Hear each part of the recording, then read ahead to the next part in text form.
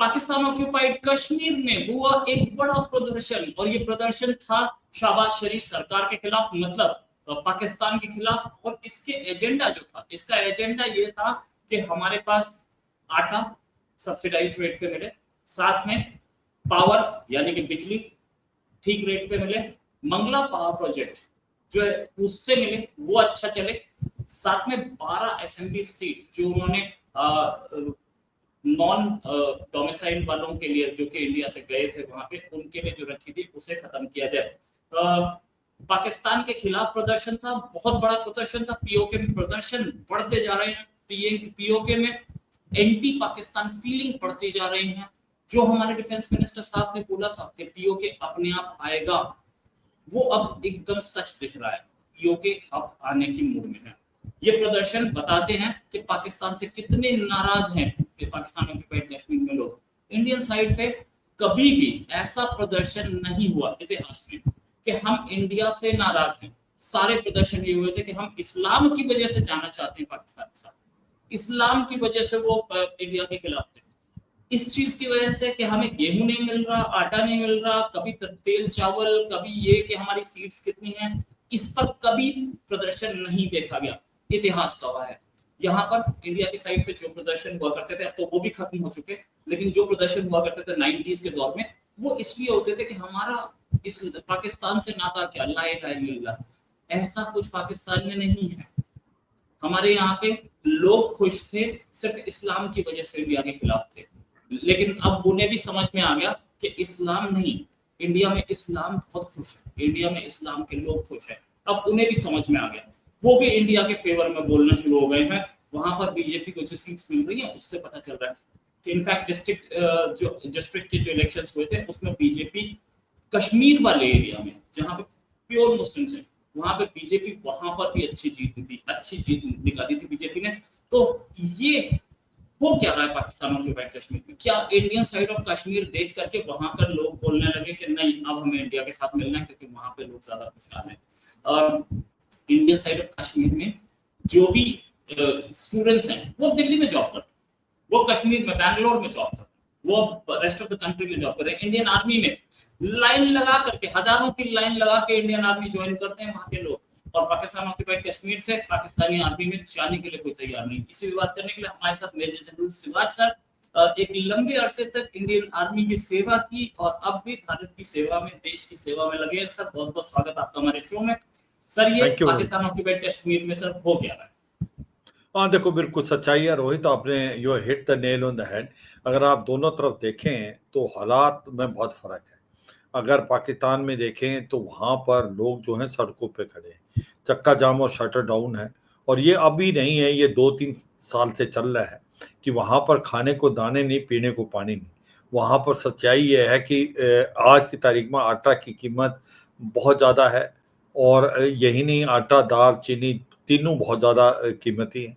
उसके बाद पावर की प्रॉब्लम क्या है कि जो मंगला डैम में बिजली बनती है, पहले वो बिजली जाती है पंजाब में और फिर वापस आती है पीओके में, उसके रेट 6 से 7 गुना ज़्यादा होते हैं। जो इनकी मेन नदी है, सोर्स ऑफ वाटर है, वो है, हम भारत में उसको किशन गंगा बोलते हैं, पाकिस्तान में उसको नीलम नदी बोलते हैं। उसका मुंह मोड़ के पाकिस्तान ने पीओके की बजाय उसको पंजाब की तरफ कर दिया है, तो पानी की भी दिक्कत बहुत है। और सच्चाई यह है कि ह्यूमन राइट वायलेशन बहुत है, जॉब्स नहीं, अनएम्प्लॉयमेंट है, इन्फ्लेशन है। और ये आज पाकिस्तान के अंदर लोग कह रहे हैं, जो 38 पॉइंट का एक एजेंडा बनाया है, ये कोई नई बात नहीं, बहुत पुरानी 2-3 साल से चल रही है, पर पाकिस्तान की जो गवर्नमेंट है कुछ नहीं कर रही। ना इनको पावर के अंदर कुछ दे रहे, ना इनका आटा, दाल, चीनी बहुत कीमती, ऊपर से इनके ऊपर ह्यूमन राइट वायलेशन है। और वहां से आवाज आती है, ये जो दहशतगर्दी है इसके पीछे वर्दी है। अगर आप देखें, मुजफ्फराबाद, मीरपुर, झांगड़, कोटली, ददनियाल, बाग, पाकिस्तान वाला पुंछ, लोग जो हैं स्ट्राइक करके बैठे हुए हैं। इंटरनेट बंद कर दिया है, फील्ड कांस्टेबली को बुलाया है इन्होंने क्योंकि हालात काबू में नहीं आ रहे, और एंटी पाकिस्तान स्लोगन बहुत ज्यादा है, कोई भी झंडा पाकिस्तान का वहां नहीं फहरा सकता, ऐसी हालात है। और उसकी वजह क्या है, अभी हम देखते हैं उसकी वजह क्या है। उसकी वजह यह है कि एक मिस गवर्नेंस, उसकी वजह यह है कि वहाँ पर जो भी आप देखें कि पंजाब के साथ अगर पीओके का मुकाबला करें तो पंजाब के अंदर हर फैसिलिटी सहूलियत है, पीओके को सेकंड क्लास सिटीजन है। इसी प्रकार जो गिलगित बाल्टिस्तान का इलाका जो शिया पॉपुलेशन है, जैसे हमारी कारगिल बटालिक, वहाँ पर भी हालात कुछ अच्छे नहीं, और वो लोग जो चाइना पाकिस्तान इकोनॉमिक कॉरिडोर बन रहा है उसको भी वो नहीं बनने दे रहे। तो ये सच्चाई है। आज की तारीख में पीओके की कंडीशन एक्सप्लोसिव है। अगर उसकी कंपैरिजन भारत से की जाए तो क्योंकि वो इंटरनेट और सोशल मीडिया से देखते रहते हैं कि भारत कहाँ से कहाँ निकल गया है। इन 70 साल में कम से कम 100 साल आगे निकल गया। भारत के जम्मू कश्मीर में एक वाइब्रेंट डेमोक्रेसी है, जिसकी तरफ आपने इशारा किया। District development council, panchayat election, उसके बाद लोकसभा इलेक्शन, असेंबली इलेक्शन में एक वाइब्रेंट डेमोक्रेसी है। वहाँ पर टूरिज्म रिकॉर्ड टाइम हुआ है, वहाँ पर अनएम्प्लॉयमेंट नाम की चीज़ नहीं है, इन्फ्लेशन बहुत कंट्रोल है, आटा दाल चीनी की कीमतें बहुत ही ज़्यादा कम है और अफोर्डेबल है। सड़कों का जाल बिछ गया। IIM medical college, engineering college है वहाँ पर। पत्थरबाजी घटनाएं जो होती थी 12-13 साल पहले, आज वो हिस्ट्री है। रेडिकलाइजेशन मैं ये नहीं कहूँगा बिल्कुल खत्म हो गया, कि साउथ कश्मीर में बहुत कम हो गया। स्ट्राइक नाम की कोई चीज़ नहीं है। स्कूल 24 हर एक 12 महीने खुलते हैं, एक्सेप्ट जो इनकी जो हॉलीडेज हैं उसके अलावा। तो ये सच्चाई है। लोग वहाँ के कह रहे हैं कि पाकिस्तान हमको मूर्ख बनाता रहा है, झूठ बोलता रहा। भारत का जम्मू कश्मीर में लोग बहुत खुश हैं। और आपने इशारा किया था कि लोग जो हैं जम्मू कश्मीर, वो पूरे भारत के जो स्टेट्स के अंदर जाके नौकरियां करते हैं। और क्योंकि मैं टेरिटोरियल आर्मी का चीफ रह चुका हूं, तो जो 10 यूनिट टेरिटोरियल ह्यूमन अर्थ बनी है, उसमें करीब करीब 15,000 जो यूथ है उनको भी वहां से जॉब मिली है। तो यह सच्चाई है। खुशहाली और अमन और शांति का माहौल है। वहां पर लोग इतने खुश हैं कि वो ये चाहते हैं कि और प्रोग्रेस हो। जोजिला टनल बन जाएगी तो फिर ले के लिए भी 24/7 हो जाएगा। तो ये सच्चाई है कि वहाँ लोग बड़े खुश हैं। और जो उनके कहीं रिलेटिव गए थे पीओके में, वो लोग चिल्ला रहे हैं, सड़कों पे आ रहे हैं। हालात इतने खराब हैं कि आज की तारीख में मरने मारने की बात हो रही है। वहां कह रहे हैं कि अब जो पीसफुल इन्होंने प्रोसेशन किया था, इसके ऊपर लाठीचार्ज किया है और इन्होंने लाइव बुलेट्स का इस्तेमाल किया है, क्योंकि उनको अपना आदमी तो समझते नहीं, उनको सेकंड क्लास सिटीजन समझते हैं। मुझे लगता है कि अभी पीओजे में आर पार की लड़ाई हो रही है। रोहित। राइट, पीओजे में आर पार की लड़ाई होगी, इसमें कोई शक नहीं सर। एक चीज और कि अगर आर पार की लड़ाई हुई और बलूचिस्तान वाला हाल किया, वहां पर आर्मी घुसा दी, लोगों को मारना शुरू किया, तो क्या आपको लगता है कि बलूचिस्तान भी आजाद हो सकता है और पीओके भी आ सकता है इंडिया की तरफ? बिल्कुल आ सकता है। देखो, ये सच्चाई आपने बहुत अच्छी बात की। हो क्या रहा है, पाकिस्तान के हालात देखते हैं। अगर आप देखें खैबर पख्तूनख्वा में तारीख तालिबान पाकिस्तान बहुत बोल्ड हो रहा है, और उसकी बेसी जो है इसमें कोई शक नहीं अफगानिस्तान में है। जो पश्तून हैं दोनों तरफ, वो पाकिस्तान में नहीं रहना चाहते, वो अफगानिस्तान के साथ मिलना चाहते हैं। डूरल लाइन को वो रिकॉग्नाइज नहीं करते और वो शरिया लॉ लाना चाहते हैं। और पाकिस्तान की जो फौज है वो इनके जो प्रोसेशन को कुचलने की कोशिश कर रही थी खैबर पख्तूनख्वा में। उन्होंने अटैक हेप्टर का इस्तेमाल किया, आर्टरी फायर भी किया, लाइव राउंड भी फायर। ऐसा कोई देश है कि जो अपने नागरिकों पे आर्मी का इस्तेमाल इस ढंग से करे कि वहां पर आर्टिलरी और अटैक हेप्टर फायर करें? तो ये सच्चाई है। अभी तहरीके तालिबान पाकिस्तान बहुत सक्रिय हो रखी है, और अफगानिस्तान की जो फौज है उसने 14 पोस्टें जो जीती थी, आज भी 11 पोस्टें उनके कब्जे में है। तो तहरीके तालिबान पाकिस्तान का ऑलमोस्ट कंट्रोल है अभी खैबर पख्तूनख्वा में। अब बलूचिस्तान की बात करें तो इसको बलूचिस्तान के लोग बलूचिस्तान को चाहते हैं कि वो इंडिपेंडेंट बने, क्योंकि बलूचिस्तान कभी पाकिस्तान का हिस्सा था ही नहीं। इसको तो 1948 में जबरदस्ती पाकिस्तान ने मिलिट्री भेज के पूरे बलूचिस्तान को कंट्रोल में।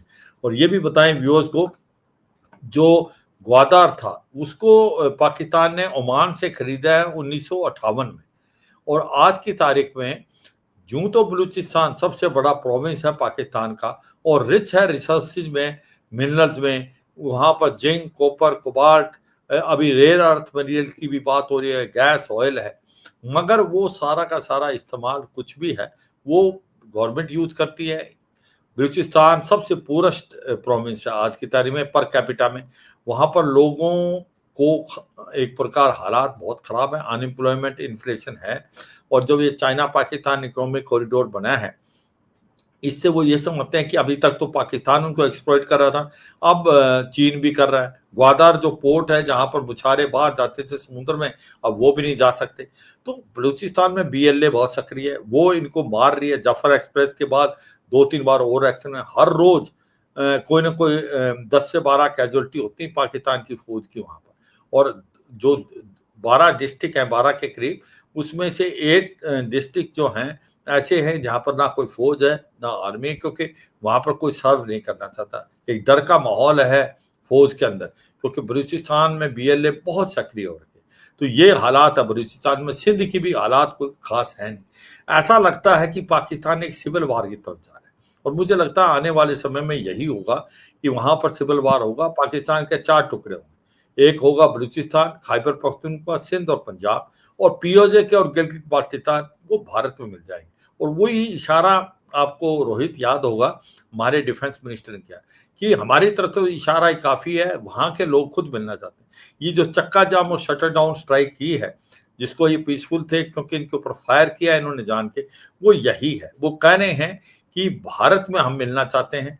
हम आज की तारीख में समझ गए हैं कि भारत के अंदर तरक्की है, वहां पर डेवलपमेंट है, वहां पर लोग बहुत खुश हैं। तो आज पीओजे के में खुद आवाज आ रही है। तो ये कोई बात जो बताई थी हमारे डिफेंस मिनिस्टर ने बड़े सोच समझ के बताई थी, क्योंकि इंटेलिजेंसी बता रही है कि वो समय दूर नहीं जबकि पीओजे के गिलगित बाल्टिस्तान खुद के खुद भारत पे मिलेगा। और ये सिविल वार हुआ तो आपको पता है कि पाकिस्तान के 4 टुकड़े सर्तियां हैं, इसमें कोई शक नहीं रोहित।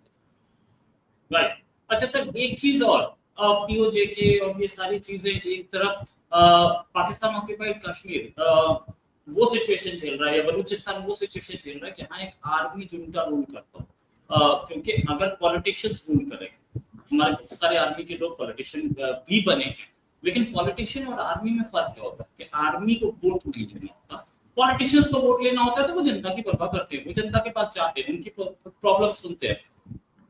पाकिस्तान में ये प्रॉब्लम सबके साथ, पंजाबी को छोड़ के किसी की बात नहीं सुनी जा रही।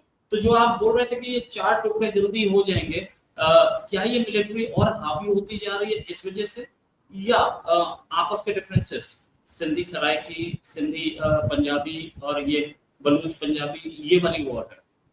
देखो रोहित, हो क्या रहा है पाकिस्तान में, पंजाबी जो है पंजाब प्रोविंस है उसी को एक प्रकार से बड़ा दर्जा दिया जाता है। बाकी सारे सेकंड राज हैं, चाहे खैबर पख्तूनख्वा, बलूचिस्तान, सिंध के अंदर भी। और अगर पाकिस्तान की आर्मी देखें तो आप देखेंगे ज़्यादातर वहाँ पर पंजाबी हैं, कुछ आप पठान मिलेंगे। तो इसका मतलब ये है कि वहाँ की जो फौज भी है उसको ज़्यादातर पंजाब के हैं और पंजाबी डोमिनेटेड है। और इसीलिए आप देखेंगे ऐसा कौन सा देश है जो कि अपने नागरिकों पे इतनी ज़्यादा वायलेंस यूज करेगा जैसे खैबर पख्तूनख्वा, क्योंकि जो फौज है वो वहाँ से उनके जवान तो आते नहीं, और उन्होंने आर्टिलरी का इस्तेमाल, अटैक कॉप्टर का, ड्रोन्स का इस्तेमाल किया है। और इसी प्रकार से बलूचिस्तान में, इसी प्रकार से किसी हद तक सिंध में। तो ये सच्चाई है, चाहे वो पीओजे के, और जैसे आपने बताया पीओजे के में 1% भी फौज में नहीं, जबकि हमारे करीब करीब 17% के करीब जो है जम्मू एंड कश्मीर के आज की तारीख में आर्मी में आ रहे हैं। तो हमारा एम्प्लॉयमेंट भी देती है, फौज के साथ है, पुलिस के साथ है। और ये जो 17% है ये टोटल मिला के हैं, आर्मी मिला के, पैरामिलिट्री मिला के, सीएपीएफ और जो जेएनके के पुलिस है। मगर पाकिस्तान के अंदर जितना भी ज्यादा पावर है वो पंजाब के उस पे है, बाकी जो प्रोविंस है उसके नहीं। और इसलिए जो डिसकंटेंटमेंट, डिससेटिस्फेक्शन बढ़ती जा रही है दिन पे दिन। रूल अच्छा नहीं है, पाकिस्तान टूटने के कगार पे, इकोनॉमिक क्राइसिस, पॉलिटिकल इंस्टेबिलिटी।